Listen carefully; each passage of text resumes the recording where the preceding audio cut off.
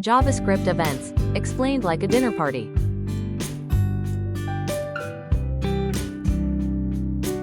Imagine your website as a fancy dinner party, and every click, scroll, or key press is a guest needing service.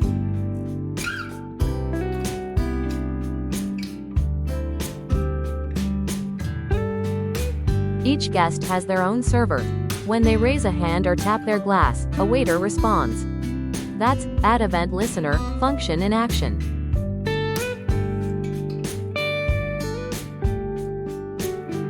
Now imagine someone at a small table drops a spoon. First, their server notices.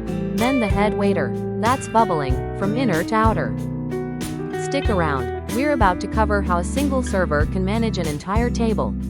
This changes everything. If the guest doesn't want everyone to know, they can stop the ripple.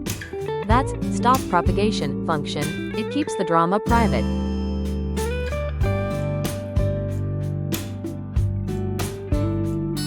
What if we don't assign one server to each guest, but instead just one for the table, who listens for everyone? That's event delegation.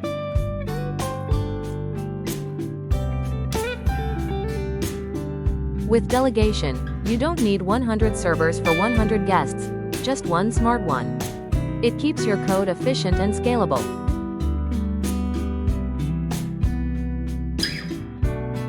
If this dinner party helped you understand JS events, like it, comment with your favorite trick, and subscribe for more dev wisdom served hot.